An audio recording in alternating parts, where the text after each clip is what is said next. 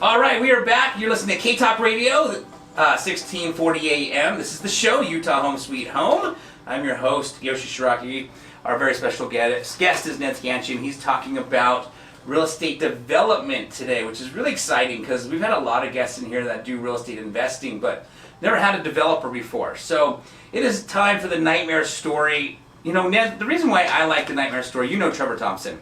Mm-hmm. Trevor and I used to office together, and we would share nightmares that were happening in our career, because we found that if I can share with Trevor a nightmare I'm going through, then he can learn from my mistake and not have to make it, and vice versa, right? And so the nightmare story is designed more so as a learning experience story. We call it the nightmare story because the nightmare happened, but at the end of the day, everybody out there who's listening, you know, can learn from that experience. And so it happens to be a segment of the show that I learn a lot from, from all my guests sharing all their nightmares. And you've known a lot of Matt Strong came in, shared his, he had an apartment in Tooele nightmare story that turned out to be, a good, in the end, it turned out to be good. But yeah, if you don't mind diving into this nightmare story, I'm excited to hear about it. Yeah, so let me start kind of in the middle of the story. So part of this rezone on a project, so this was not me doing the rezone, although I was involved with the some of the landowners as a consultant.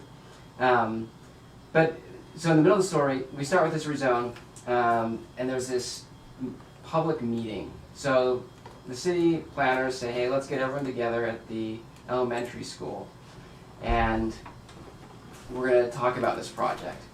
So what the developer had done, which I think was a mistake out of the gate, is, and this is, you know, part of a strategy, right? So yeah. It depends on the situation you're in, but he had said, look, I'm going to ask for about 2 stories more and about 20% more density than I really need.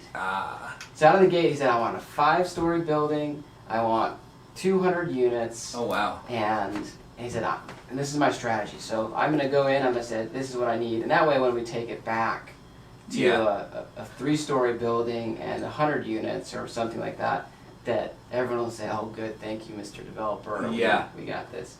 So, interesting. But the mistake was that the community saw that and thought this guy is out of touch with our community. Yeah. He has no idea what we are all about with our homes in our neighborhood. We do not want a 5-story building right down the street here. Yeah. And all the traffic and so all these things. Yeah. So they have this meeting at the elementary school, and I show up. I'm not speaking at the meeting or doing anything. I'm just there to observe. Yeah. But I walk in the room, and I walk in 10 minutes before, and it is packed, and the tension is palpable. Wow. I'm thinking like pitchforks and torches here. Oh, man. These people are so fired up. Yeah. So then the planner gets up and describes the project, and you know, people are just like mulling and just waiting for their chance to talk. Yeah. Then they open this question and answer period, and people start expressing a lot of opinions about the zone change and what that would mean, how the neighborhood doesn't need that many more units, and that building would be totally out of place, and mistake number 2 that I think this developer made was he got very defensive. Oh. And so he started arguing back with the community. Oh, geez. Essentially telling them, like, this is not your property. Oh, you my know, with gosh. all due respect. Yeah. That phrase, with all due respect, this is not your property and you don't get to tell me what to do with it. Right.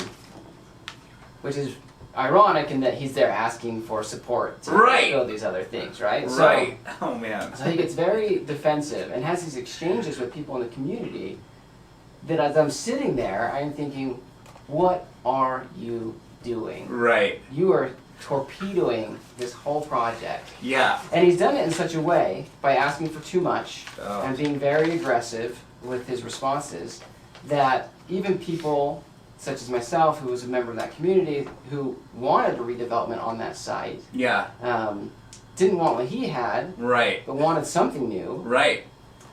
It made it very hard to support the project. And so he ends up putting the community, the planners, the city council, and himself in a very hard position, because nobody wants to support his development. Yeah. The city can't support his development even if they wanted to, Right. because the community would blow up. Yeah. Yeah. So after this meeting, there's this mulling around, and it was just tense. And I'm going around and talking to different members of the community, and people at this point are like, no, those dilapidated buildings that are there now, we want those to stay. Like, are you serious? Like, Right. yeah, better than what he's got going. Yeah. And it's that thing about change. Yeah. People find it hard to change. Yeah. So he owns some land in this, and he's trying to get a few more pieces of land as part of his deal. So he's Gotcha. trying to do, he has some other owners, he has options on their land.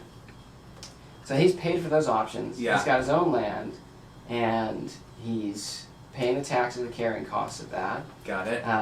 He's got money tied up in the two options with these other owners, and his project is going nowhere. Right. And so in the end, the city does this big study on the site. They hire a consultant to come in, so we're another year Oh my gosh. into that.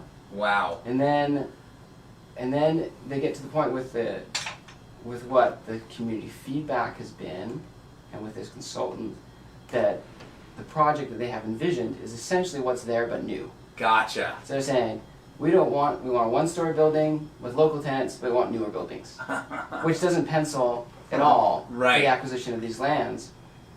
And so we're then in another year. So it's like he ends up holding this land for about 3 or 4 years. Yeah. Yeah. Oh my Um, gosh. Yeah, so just an insane amount of time to be holding land. And it's a tragedy in that if he had approached this, Yeah. if he'd come to the community and said, we're looking at redoing these buildings, we think this is a good fit for the community. Yeah. How about that? Then they would have been buy-in from the community. If he'd approached, even if he'd just been not so aggressive in the meeting, Right. if he just said, oh, I hear you, I understand. Yeah, we don't want 200 units here and Yeah. more traffic out next to this elementary school. And no, yeah, we a 5-story building would be way too big for this building, Right. this area. Just hearing people. Right. And it probably cost, well, I know, in the end, he sold his property Ah. to another group of developments because he had become kind of a Oh. pariah, and no one wanted to work with him. Got it. So another group of developers came in, and they took a much different approach. Yeah. Worked with the community council, the city, and things are happening finally. Nice. So that's the, I guess that's the nightmare story. Is that from the developer side, he's losing money and time and all just the bad press that he got from it. Oh shoot. And then from the Yeah. community's left with it's taken a lot longer for them to get a product or a building in that area that fits for what they're wanting to do, with some Right. neighborhood commercial and some apartments above it, so there's more housing. And so the way he approached it and the way this story laid out, it was kind of this lose-lose-lose. Yeah. And now it's finally taking a turn, and we're getting to something good for the community, good for the city, and good for the developer. Right. But yeah, people don't like change, Yeah. and they don't like to be, I don't know, bullied or pushed around. They don't like Sure. to feel like someone's just taking advantage of them. Absolutely. And as you know, with the residential real estate, a person's home, like that's Yeah. close to the heart. It That's is very close to the You heart. raise your kids there, you grow old there, and don't mess with that. Yeah. Exactly. And people, the same is not true of commercial buildings where you have businesses that are turned Right. over. It's just not the sentimental connection. That makes sense. That makes sense. And that's funny because his whole point was to go 500 so that if they negotiate him down, he gets what he wants. But then he just got defensive. Well, yeah, and then people got mad. I think if he'd come out with like what he thought was reasonable, Yeah. because I think what happened when he overplayed what the size of the development was, people thought he had no idea what the neighborhood was. He Right. was just some guy from some other place who said, Yeah. I'm going to build a 5-story building there. Right. And so they're like, you don't get our community, you don't care about our community, you don't understand our community. Yeah. And so, yeah, his strategy totally backfired. I think if he'd come out with a more reasonable development, Yeah.